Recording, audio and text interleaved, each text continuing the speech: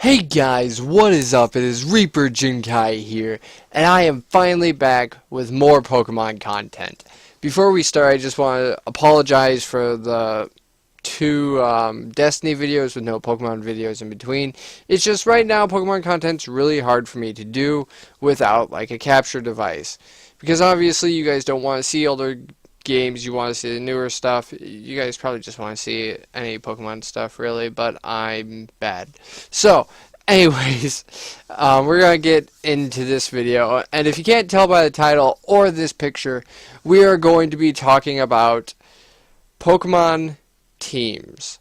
So, and more importantly, their leaders and how their decisions kind of impacted where I think they stand and who's the best to worst. So obviously this is an opinionated video, so if you disagree with my opinion, that's fine. Feel free to leave yours in the comment section below. And also, before we start, none of these pictures are mine. I got them all from Google. If you know whose they are and they want to leave a comment or a link to where they originally posted the video, or not the video, the picture, you know what I mean, to their like DeviantArt or wherever they create it, feel free to go ahead.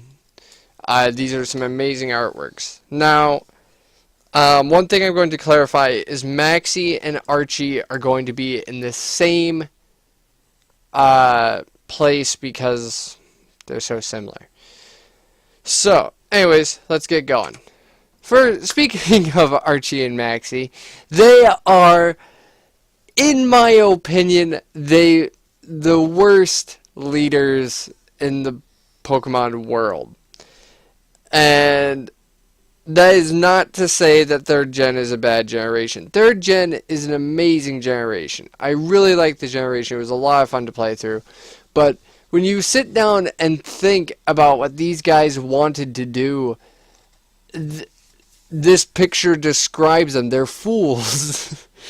Because you have Archie on the one hand, I believe, yeah, that's Archie, who wants to expand the water because he wants more.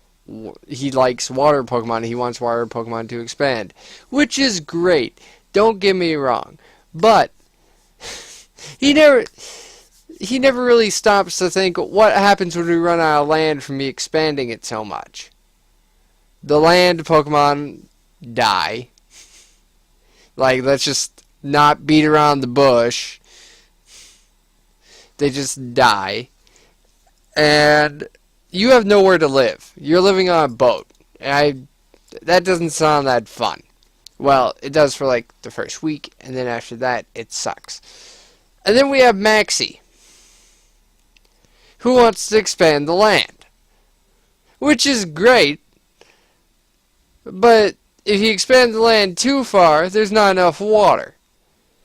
So land Pokemon die, water Pokemon die, and you just have like a bunch of like Maractus, because they live in the desert and they can live with a small amount of water.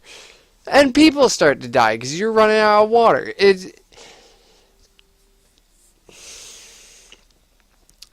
The other thing that I didn't understand with them, and this is probably going to be the longest rant on them, on any of the leaders, is the Pokemon world, from like our point of view, kind of has this beautiful balance to where everything kind of has its place and it fits perfectly. Humans have cities and societies, but they're not so overflowing that they're killing out water Pokemon or land Pokemon. So their whole backstory doesn't even make sense to me because they're acting like these Pokemon are losing land. Besides a few episodes in the anime to where they touch topics like this, like the giant Tentacruel attack. I think that one is actually banned first in some places. So if you don't know the concept of that episode, basically, really greedy woman wants to build a resort on the water. Well, it turns out she built it on top of a Tentacool and a Tentacruel home. So they're attacking, trying to get their home back. And eventually it ends up a giant tentacruel, I want to say. Yeah, tentacruel starts destroying the city. So, like, besides episodes like that, there's really no reason for them to have these feelings, in my opinion. I could be wrong. There could be mass pollution and we just don't know about it. But from what we get to see of the Pokemon world, it seems pretty balanced. But anyways, that's enough on our 6th place. Let's move to 5th. Lysander, or Lysandre, however you want to say his name. And he is this low again because of how dumb of a full... I don't even know what you want to call it. Okay, let's just talk about what he wanted to do.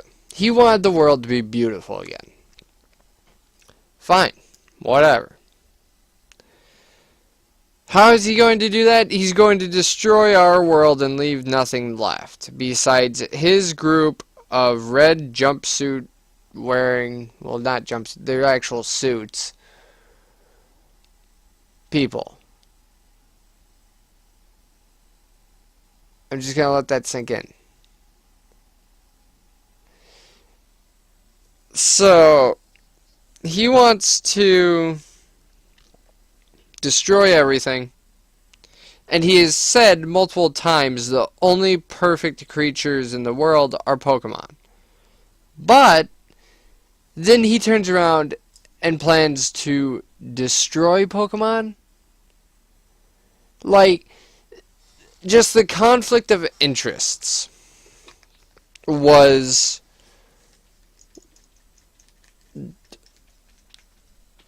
overwhelming to me, because it was just, I can't understand how you got that solution from what you wanted.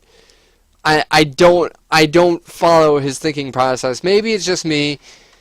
I don't know. I'm weird. Let's move on to number 4, which is Guzman from Team Skull.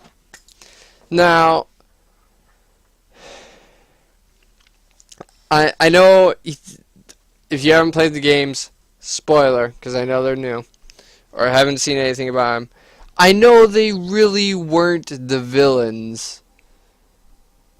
Well, it's a hard one, because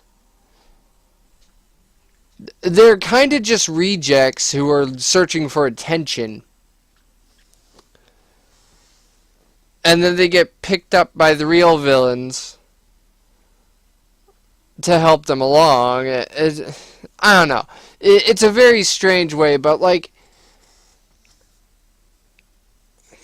I guess the reason why they're higher than the other two is simply because they did not have a goal that, like, didn't make sense or contradicted what they had said in the past. They were who they were, and they owned up to it, which to me puts them higher up than Aqua, Magma, and Flare, because they stuck to their beliefs and, like, didn't change anything. I don't know, I'm just repeating myself at this point. You guys get the idea. They just didn't have stupid beliefs or contradiction of beliefs. So, we're going to move on to number 3. And this is where the villains, in my opinion, were the best. Gets this. He was a very interesting villain. Never before, really, had we seen a villain that so early in the game, like, you knew he was evil. Like, let's be honest, the first time you saw him doing that speech, you knew he was evil. But it was such a unique approach to what he wanted. Like, by the end of the game, I was more interested in trying to figure out what he wanted to do and wanted more of his story than I wanted to defeat him. He was a very unique villain in that sense. Because the previous leaders, once you meet them, you kind of figure out what they're about, what their goal is, and then you just want them gone. You want them out of the world. They're ruining your fun in the Pokemon world. You want them gone. For me, Getsis was the opposite. He was a very unique, silver-tongued, if you will, villain that kind of grabbed my attention and kept with it, because, like I said, he was just very unique. I'm not going to repeat myself anymore. I'm going to try and not rant about one character. So we're going to move on to number 2, which a lot of you are going to be mad about. Giovanni, yes, he is number 2. And which probably sounds weird because Team Rocket kind of controlled or were the main villains of 2 regions. They had Kanto and Johto, which I'll give them that for the number of regions that they were relevant in the games. They are number 1, but at the end of the day, they were kind of just a mob. They, like, don't get me wrong, Giovanni is up here because Giovanni was an amazing villain. From the first time you met him, you knew he was a badass. Until the last time you meet him. And while that's all fine and dandy, he really... So Getsis had this huge elaborate plan. He went out and set it out and got as far as he could before our characters finally stopped him. Giovanni really didn't have a plan. He was just kind of there to steal Pokemon. He made Mewtwo. Well, he didn't make Mewtwo. His labs made Mewtwo. But, well, the anime hints that. I don't think there's any, like, concrete evidence that Team Rocket was... Whatever. You guys know what I mean. He was a great boss leader and a great figure in the Pokemon universe that just, when you met him, you knew this character demanded respect.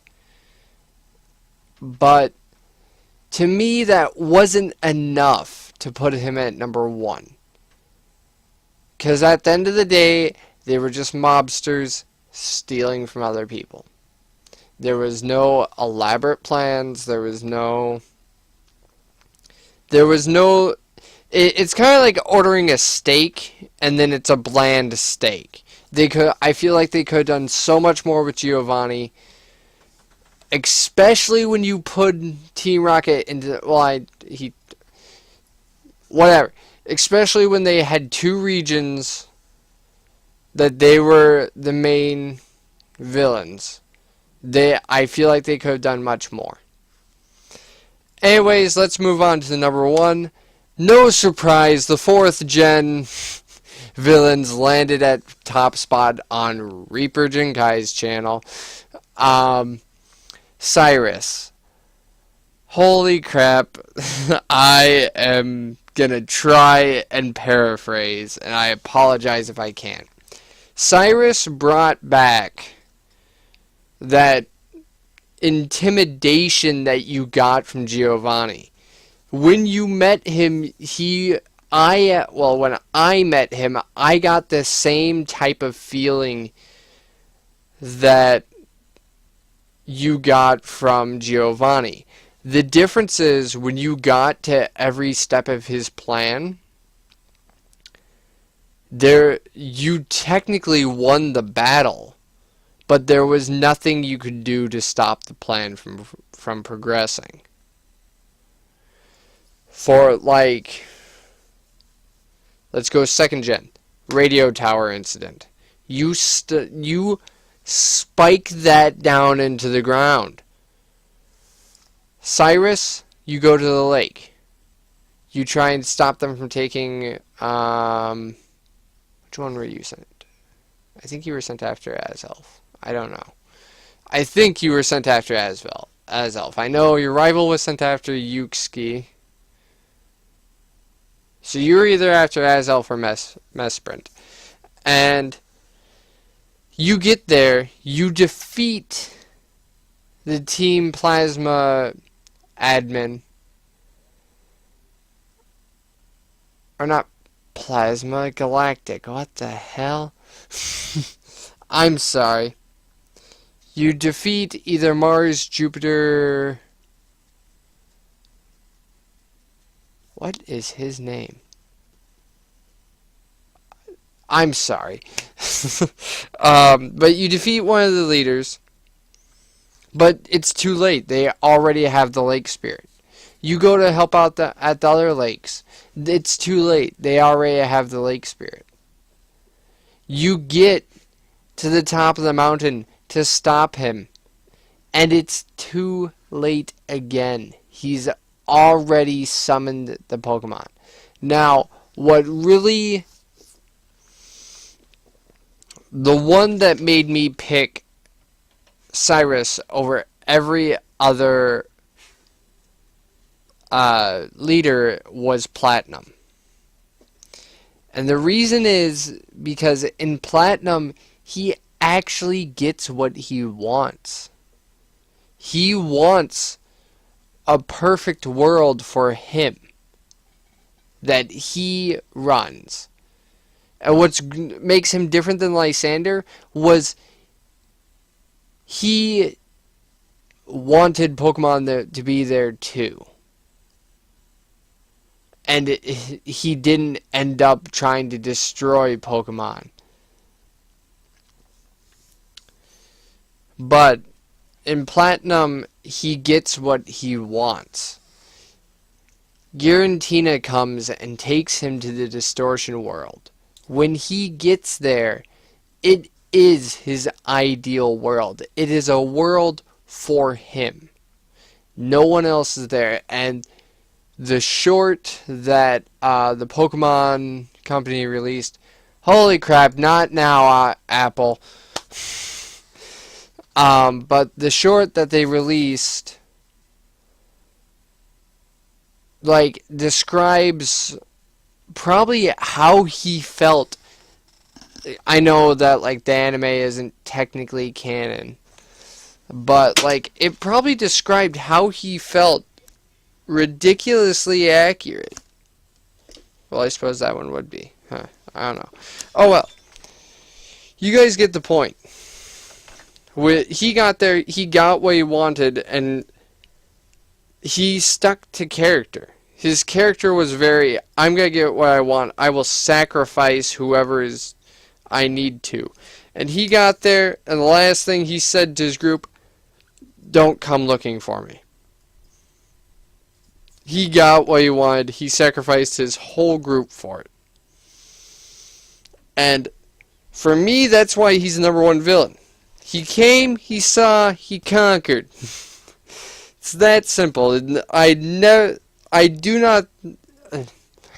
Words come to my mouth. I do not think there has been a Pokemon leader that has done their plans with such efficiency since him or before him. Because, real quick recap, because Archie and Maxie, you end up fixing what they messed up. Lysander, you end up teaching him in the end that the world's beautiful and he doesn't need to do shit. Guzman was kind of a not even the villain in the end, so I mean, there's that. Let's go Getsis. He tries the same plan twice and fails. Like, then you have Giovanni, who gave up after losing a gym battle. And he tried to come back, but, well, Team Rocket tried to come back, but he never really did. And then you finally get to Cyrus, who actually succeeds, and it's like, wait, there's a way that both of us can be happy? How the hell? But, anyways, I'm gonna quit ranting. You guys are probably sick of that. I hope you guys enjoyed this however long of me just talking. And I will see you guys next time. Peace.